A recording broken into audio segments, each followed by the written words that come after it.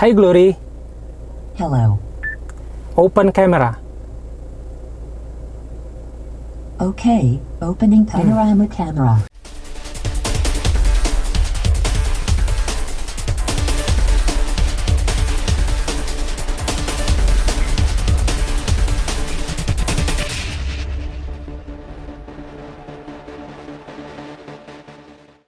Halo guys, ketemu lagi sama gua Insan di video YouTube mobil123.com.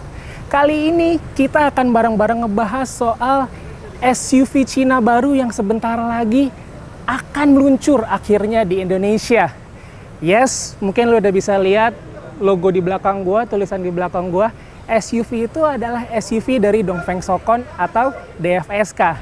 Sekarang gua udah di headquarter DFSK Indonesia di Pondok Indah dan sudah ada kesempatan untuk melihat langsung unit dari Glory iAuto secara real. Apa aja detail interior, eksterior, dan fitur yang sudah dibocorkan oleh DFSK dan kapan waktu peluncurannya? Saksiin terus video ini ya.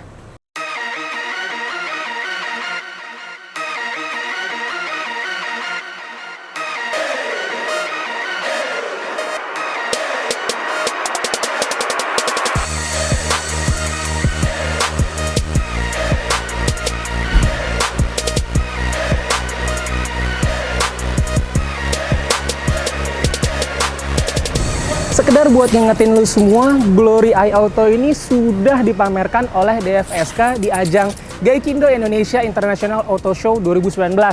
Saat itu mereka memajang, bilang bahwa mereka ingin meluncurkan mobil ini, dan bilang bahwa mungkin saja nantinya saat meluncur akan ada perubahan-perubahan berdasarkan hasil studi dan survei ke masyarakat Indonesia. Dan ternyata benar, model yang nantinya akan meluncur di Indonesia punya perbedaan dengan Glory iAuto yang dipajang DFSK di Gias 2019. Diferensiasi paling kentara ada pada sisi fascia depannya. Lihat aja di sini, grill yang awalnya itu palang-palang horizontal seperti Glory 580 di bawah-bawahnya, sekarang menjadi grill berdesain yang biasa disebut di industri otomotif itu grill diamond mesh. Ini biasa terlihat di merek-merek premium Eropa maupun Jepang. Selain grill diamond mesh, desain dari headlampnya pun berubah. Sekarang benar-benar berbeda dengan adanya kisi-kisi vertikal yang membagi headlamp di Glory iAuto. Lampunya sendiri sudah berteknologi full LED. Oh iya, hampir gua lupa. Fog lampnya juga desainnya sedikit berbeda antara Glory iAuto yang nanti akan meluncur di Indonesia dengan unit yang dipajang di Gias 2019. Tapi perbedaannya itu hanya peletakan rumah lampu fog lampnya aja. Kalau dulu rumah lampu fog lampnya itu ada di bagian bawah, sekarang dipindahin jadi di atas. Gitu. Soal dimensi, ternyata Glory iAuto lebih panjang 20 mm dibandingkan dengan Glory 580. Panjang tepatnya adalah 4700 mm. Sementara soal lebar dan soal tingginya itu sama. Kalau soal tinggi itu 1715 mm. Sementara untuk lebarnya adalah 1485. Wheelbase-nya juga sama, yaitu 2780 mm. Terus gimana bro soal desain samping sama desain belakangnya? Samping sama belakang nggak ada bedanya. Bentuknya, garis karakternya Glory iAuto ini masih tetap sama dengan Glory 580.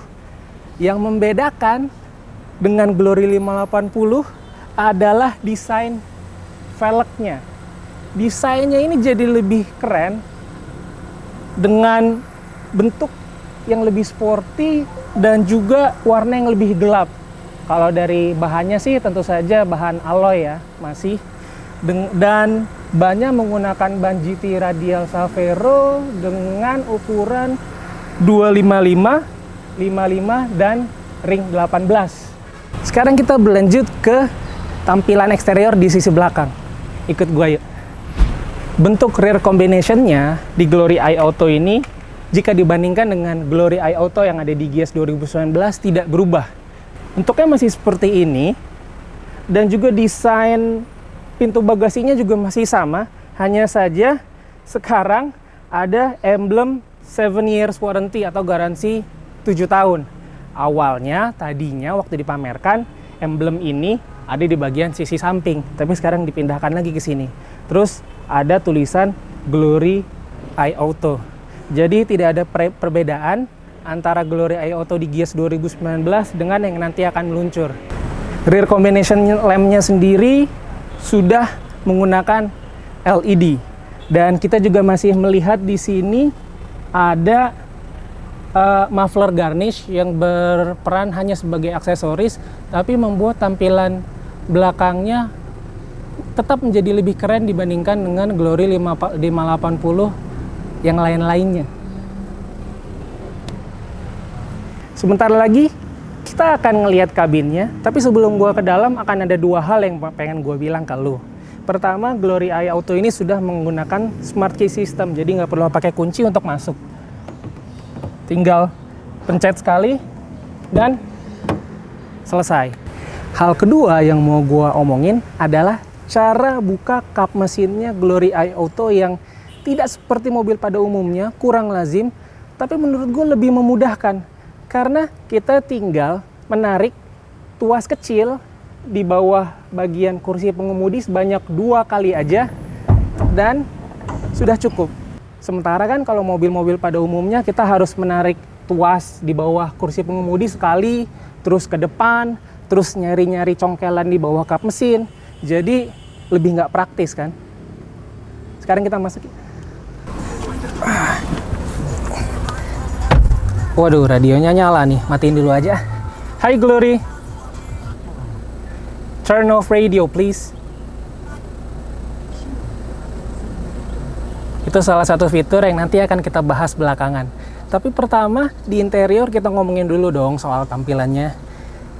Dari sisi tampilan, Glory Eye Auto ini masih seperti yang gue lihat di Gias 2019.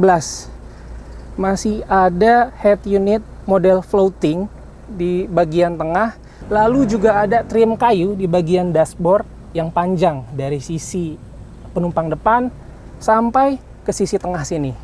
Ada juga trim kayu di bagian pintu samping, baik di depan maupun di belakang. Dan ada juga fitur controller di sini untuk mengendalikan head unit. Kalau kita lihat juga tampilannya juga lebih mewah di Glory Eye Auto ini jika dibandingkan dengan saudaranya atau adiknya Glory 580. Jok kursinya semi bucket dengan full leather, kulit semua. Ada jahitan-jahitan aksen putih yang membuatnya jadi lebih sporty. Dan di sisi setir pengemudinya juga full leather, masih dengan aksen jahitan putih. Dan sentuhan kulit juga ada di tuas transmisi. Sementara kita lihat di setirnya di sebelah kiri ada audio steering switch control. Terus di sebelah kanan ada tombol pengatur untuk fitur cruise control. Bagian meter clusternya desainnya masih sama persis dengan Glory 580, yaitu 2 penunjuk analog untuk RPM, untuk kecepatan, dan di tengah-tengahnya ada MID kecil yang antara lain bisa juga menunjukkan untuk tire pressure monitoring system. Bicara fitur secara umum, Glory Eye Auto ini sudah punya banyak kelengkapan. Yang pertama adalah electric adjustable seat di sisi penumpang maupun pengemudi. Lalu ada fitur perekam perjalanan untuk keamanan kalau misalnya amit-amit jabang bayi terjadi apa-apa. Lalu ada juga fitur seperti airbag di sisi penumpang, pengemudi, lalu di sisi samping depan. Lalu ada fitur electric parking brake, auto brake hold, sistem pengereman ABS, EBD, dan BA, cruise control seperti yang tadi gue bilang. Lalu juga vehicle stability control, hill start assist, immobilizer, parking camera 360 degree, auto lighting, auto wiper, ada panoramic sunroof, dan satu fitur lagi yang paling gua demen dari Glory AI Auto ini adalah fitur voice command canggih dan sensitif bernama iTalk. Kenapa gue suka banget sama fitur voice command-nya? Karena gini bro, kita tinggal menyebutkan dua kata simpel. Hi Glory. Hello. Cancelled. Okay, cancelled.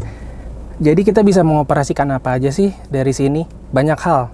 Kita bisa membuka sunroof, ngebuka kaca depan maupun belakang, nyalain AC, matiin AC, kecilin fan AC, gedein fan AC, ganti channel radio, ganti playlist music, banyak hal.